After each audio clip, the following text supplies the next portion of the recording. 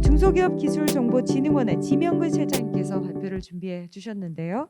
중소기업 R&D 지원 사업이라는 주제로 말씀해 주시겠습니다. 유익한 시간 되시기 바랍니다. 예, 안녕하십니까. 저는 중소기업기술정보진흥원의 지명근 실장입니다. 반갑습니다. 예, 제가 오늘 말씀드릴 내용은 중소벤처기업부에서 시행하고 있는 중소기업 기술개발 시에 지원되는 사업들에 대해서 설명을 드릴 건데요. 일단 저희가 예산이 1년에 약 1조 7천억 정도가 됩니다. 최근 들어서 고성장을 좀 예산이 매우 큰 폭으로 확대가 되었는데 19년도 대비해서 약 70% 정도가 확대가 되어서 올해 총 1조 7천억 정도의 규모로 기업들을 지원하고 있습니다. 주요 지원 내용을 좀 설명드리겠습니다. 일단 저희가 크게 세 가지 형태로 지원을 하고 있습니다.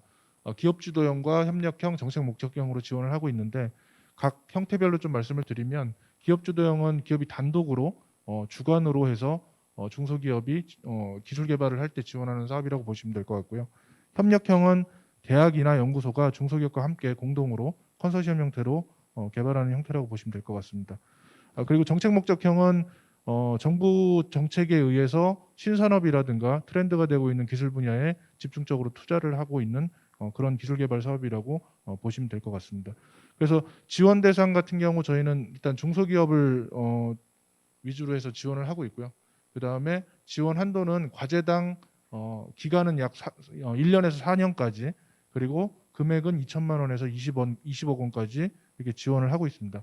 그리고 지원 조건은 이제 정부 출연금이 사업비 전체의 50%에서 90%까지 지원이 되고, 나머지는 민간에서 이제 매칭 펀딩을 하게 됩니다. 그래서 민간에서는 대략 한 50에서 또 10% 정도의 자금을 투입을 하고, 그 중에 기업 부담금 중에 10% 정도는 현금으로 이제 기업에서 부담을 하게 됩니다. 그래서 전체 사업비가 구성이 되고요.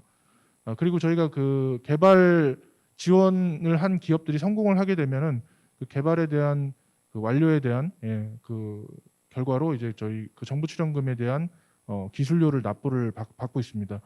전체 정부 출연금이 투입된 비중의 10% 정도를 기술료로 상환받고 있습니다. 전체 사업에 대한 세부적으로 좀 구조를 설명을 드리겠습니다. 아까 말씀드린 것처럼 기업 주도형과 그다음에 협력형, 그다음에 정책 목적형으로 보시면 될 것 같고요.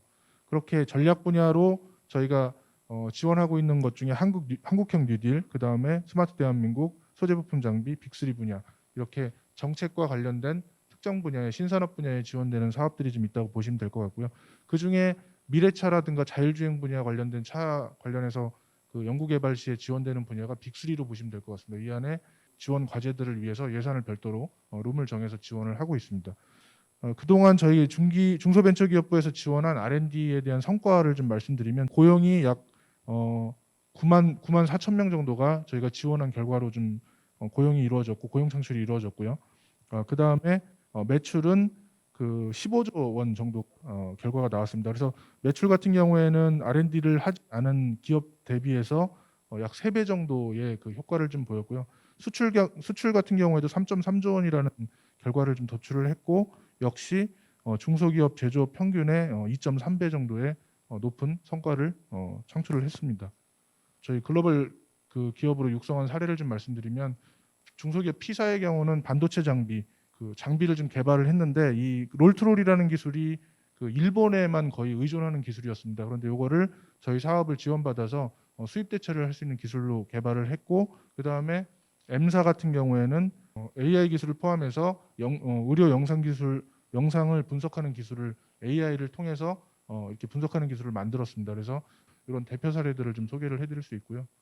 그 다음에 이제 21년도 저희 중소벤처기업부 R&D 사업에 좀 달라지는 부분들을 설명을 드리겠습니다.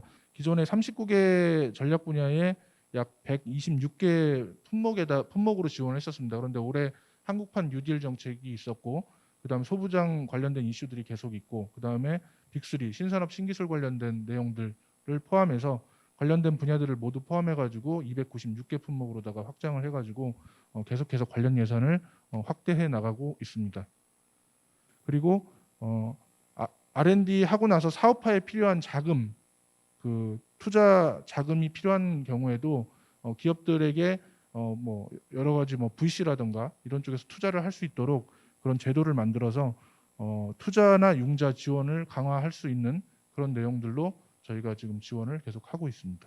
그리고 이제 아까 당초에 처음에 말씀드렸던 그 이 사업을 지원을 받았을 때 정부 출연금과 민간 부담금이 있다고 말씀을 드렸는데, 민간 부담금 같은 경우에 기존에 이제 20에서 35% 이렇게 그 민간에서 부담을 했어야 되는데, 기업들이 부담을 했었어야 되는데 이제 코로나 사태로 인해서 경기가 많이 안 좋아졌고 기업들이 많이 어려운 점들이 있기 때문에 이런 것들을 좀 부담을 완화시켜주기 위해서 저희가 민간 부담금을 20에서 35%를 10에서 20%로 대폭 낮췄습니다. 이게 작년부터 좀 시행이 됐고 올해까지 이어지고 있습니다. 아마도 내년 상반기까지나 내년까지는 좀 이어지지 않을까 싶습니다. 그리고 이제 중요한 게 기업을 운영하면서 가장 중요한 게 인력에 대한 부분들이 또 있기 때문에 인건비 부분을 저희가 기존에는 현금으로 지원을 안 했습니다. 그런데 그 인건비도 인력들에 대한 인건비를 현금으로 100%까지 지원을 하는 제도로 개선을 했습니다. 그다음에 정부 출연금 같은 경우에도 저희가 사업을 평가해서 기업을 지원을 할 때 협약을 하고 나서 민간 부담금을 먼저 받고 나서 정부 출연금을 지원했는데, 사업비 집행에 대한 어떤 효율성 제고라든가 기업의 그 빠른 R&D를 촉진하기 위해서 협약을 하고 나서 바로 정부 출연금을 먼저 지원하는 형태로, 그리고 민간 부담금은 이제 한 3개월까지 유예를 해주는 조건으로 이렇게 좀 제도를 완화했습니다. 그래서 기업들이 이제 R&D를 하기 좋은 환경으로 제도로 계속해서 개선을 해나가고 있습니다. 그리고 저희가 이제 그 신청한 기업들, 지원한 기업들을 선별하기 위해서 평가를 하게 됩니다. 1단계, 2단계, 3단계 이렇게 평가를 하는데, 그 어떤 평가의 어떤 그 좀 절차의 복잡성을 좀 해소하기 위해서 원샷 평가라는 제도를 만들었습니다. 그래서 평가를 단 한 번으로 해서 이 서면 평가와 대면 평가 기존의 평가 룰을 조금 더 압축해 가지고 조금 더 이제 평가 전문성을 제고하기 위한 그런 제도를 좀 만들었고요. 평가 방법이라든가 절차에 대해서 좀 다변화해서 기업들에게 좀 신뢰를 얻고 그다음 공정성을 확보하기 위한 제도들을 계속해서 보완해 나가고 있다라는 말씀을 좀 드렸습니다. 그래서 이제 21년 주요 사업을 좀 설명을 드릴 건데, 앞서서 제가 이제 그 여러 가지 이제 그 구조상의 여러 가지 사업들이 있는 걸 말씀을 드렸는데, 제가 지금 빨간색으로 표시를 해놓은 사업들이 있습니다. 기술혁신 개발 사업, 그다음 창업성장 기술 개발 사업, 상용화 기술 개발 사업, 그리고 지역 특화 육성 사업이라고 해서 요 세 개 사업은 중소벤처기업부에서 하고 있는 사업들 중에 좀 오래됐고 또 이제 대표할 만한 사업이라고 보시면 될 것 같고요. 그래서 먼저 이제 기술혁신 개발 사업을 설명을 드리는데, 이 사업은 일단은 뭐 지금 전체 예산이 지금 3,900억 정도가 됩니다. 그래서 올해는 이제 신규 예산은 840억 정도가 되고요. 창업성장 기술 개발 사업은 창업 7년 미만의 기업들 위주로 지원을 하고 있고요. 창업 7년 미만의 기업들이 R&D를 할 때, 기술 개발을 할 때 지원하는 사업이라고 보시면 될 것 같습니다.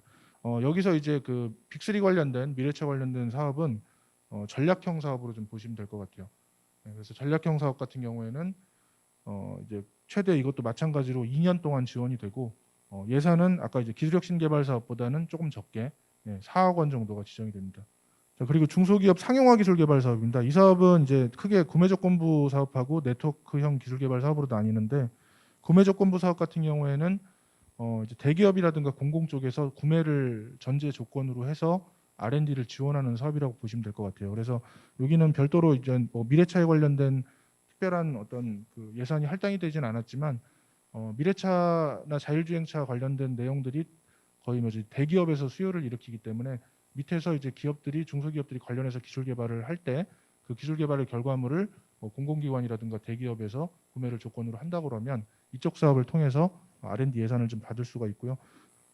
그리고 지역 특화 산업 육성입니다. 이 사업은 지금 이제 그 한국산업기술진흥원에서 하고 있는데, 이렇게 일부 지역에 그 미래체 관련된 특화된 사업들이 있습니다. 그 사업들을 해당 지역에서 그 사업 관련된 과제를 기업들이 해당 소재 지역에 소재된 기업들이 관련된 기술 개발을 할 때 지원하는 사업이라고 보시면 될 것 같고요. 그 설명은 좀 얼추 다 드렸는데요. 그 관련해서 저희가 이 사업들에 대한 세부 내용이라든가 또는 신청, 평가, 뭐 또 지원, 사업 관리 등등 모든 그 포괄적인 내용들, 그 사업에 대한 절차들이 이 SM테크라는 사이트에서 다 이루어지고 있습니다. 저희는 평가도 전자평가로 이루어지고 신청부터 결과까지도 다 이 해당 사이트를 통해서 모든 것들이 운영되고 있고, 관련된 사업들에 대한 세부 정보도 이 사이트에서 확인을 하실 수가 있습니다. 문의 사항이 있으시면은 이쪽 사이트를 통해서 보신 후에 그 중소기업 콜센터 대표번호 1357이라고 있습니다. 그쪽에다 문의를 주시면 저희가 뭐 관심 있으신 사업에 대해서 세부적으로 설명을 드릴 수가 있다고 보시면 될 것 같습니다. 예, 이상 그 중소벤처기업부에서 시행하고 있는 중소기업 기술개발 종합 시스템과 중소기업 종합 기술개발 사업에 대해서 설명을 드렸습니다. 감사합니다.